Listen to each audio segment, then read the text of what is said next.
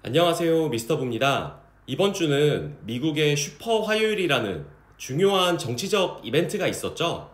정치는 경제와 연관되어 있다 보니까 이번 주 월화에는 시장의 움직임이 좀 하락하는 모습을 보였습니다. 슈퍼 화요일 후에 큰 이변 없이 올해 11월에 있을 미국 대선 주자가 정해지고 나서는 시장은 하락분을 그대로 회복하고 다시 상승하는 모습을 보였어요. 시장이 상승하는 이유가 꼭 정치적 이벤트가 변수 없이 끝나서만은 아닌 것 같아요. 파월 의장의 연설이 있었는데요. 이때 파월 의장은 연내 금리 인하에 대해서 언급을 했고, 이게 이제 시장에 좀 영향을 준 것 같더라고요. 그런데 웬걸 어제 좀 다시 시장이 좀 빠지는 모습을 보였어요. 그래서 이제 정리를 하면 이번 주는 사실 월초나 어제까지나 크게 결과값이 변동이 없다, 이렇게 좀 정리할 수 있겠네요. 그동안 연준의 통화정책이 이 동결인 상태로 지속되고 있었잖아요. 그래서 좀 잠깐 잊고 있었는데, 역시 그 연준 의장의 발언 하나하나가 이 파워가 장난이 아닌 것 같아요. 요즘 말로는 국가 권력급 파워라고 하죠.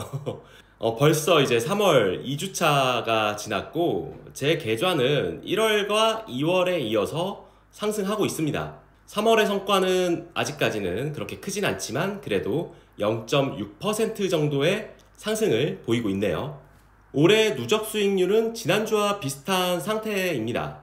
굉장히 빠른 속도로 상승하는 건 분명해요. 가파른 상승에 동요하지 않기 위해서 마음속으로는 지금까지의 상승분을 올해 언제가 됐든 반납할 수도 있다, 이렇게 좀 마음을 다잡으면서 투자를 하고 있습니다. 19년부터의 누적 수익은 4.9억이네요.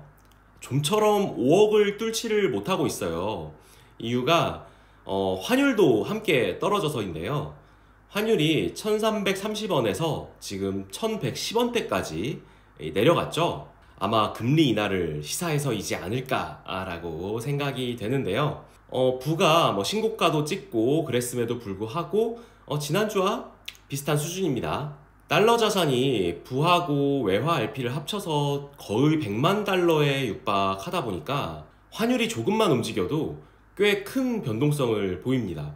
그래도 오랜만에 환율이 1310원대인 만큼 좀 틈틈이 환전을 해야 될 것 같아요. 달러 최고! 오늘은 절약에 대해서 한번 얘기를 해보려 합니다. 절약을 잘하자, 절약을 잘하는 방법, 이런 얘기는 아니고요. 절약을 어떻게 이해하고 받아들이면 좋을지에 대해서 제 생각을 한번 공유해 보려고 해요. 절약을 하는 이유는 정말 다양하죠. 뭔가를 사기 위해, 소득 내에서 생활하기 위해, 물가가 많이 올라서 저축을 하기 위해, 현명하게 소비하기 위해, 각자 다른 이유로 절약을 하실 텐데요. 절약을 하는 이유는 다 다르지만 그 맥락을 한번 살펴보면 좀 이렇게 볼 수 있을 것 같아요. 현재보다 나은 미래를 위해. 여기서 말하는 미래는 조금 먼 미래일 거예요. 더 나은 변화가 일어나기 위해서는 꽤 긴 시간이 필요하니까요. 절약은 정확히 언젠지는 모르겠지만 지금보다 더 나아진 미래를 위해서라고 할 수 있겠네요. 절약을 단순히 아끼자, 저축하자, 돈 모으자, 참자, 쓰지 말자, 이렇게 생각했을 때보다는 조금 더 긍정적인 감성으로 바뀌었죠. 여기서 한 번 더 나아가 볼게요. 절약을 하는 이유를 정확히 언젠진 모르겠지만 지금보다 더 나아진 미래를 위해 라고 했잖아요. 근데 이거 문장이 좀 너무 길어요. 그래서 이 의미를 모두 담은 단어를 한번 찾아봤는데 우리가 익히 알고 있는 단어로 이미 있더라고요. 정확히 언젠지는 모르겠지만 지금보다 더 나은 미래를 위해 라는 의미를 가진 단어는 희망입니다. 그러면 절약을 하는 이유는 곧 희망이 있기 때문에 라고 말할 수도 있겠네요. 제가 너무 감성적으로만 얘기한 것 같지만 절약은 희망이다 라는 말은 지독히도 현실적인 말이라고 생각합니다. 왜 현실적인지 제가 예를 말씀드리지 않아도 아마 많은 분들이 공감하실 거라고 생각해요. 사람이 걸어서 좀 먼 목적지에 가려고 해도 밥을 먹어야 하잖아요. 가는 길에 잠도 자야 하고 물도 마셔야 해요. 절약을 해서 아낀 자원은 이런 연료가 됩니다. 내가 원하는 목적지까지, 나의 희망까지 가기 위한 연료죠. 이 연료는 절약을 통해서 얻을 수가 있어요. 연료가 있어야 갈 수 있다는 희망이 생기지, 연료가 없으면 갈 수 있다는 희망이 생기질 않아요. 절약은 이런 연료를 만들어주는 역할이고, 이 연료를 통해서, 이 절약을 통해서 희망까지 갈 수 있는 거니까 절약은 희망이다 라고 얘기할 수 있겠죠. 절약은 꼭 경제력만 의미하진 않는 것 같아요. 시간도 절약에 포함이 되고요. 공간도 절약에 포함이 됩니다. 낭비하지 않는 모든 것들은 다 절약의 범위에 들어가요. 그렇게 낭비하지 않은 모든 것들은 내 미래를 바꿀 수 있는 희망이 됩니다. 그리고 절약을 이미 꾸준히 하시는 분들도 공감하실 내용인데, 절약을 해서 자원이 남잖아요? 그러면 선택지가 많아져요.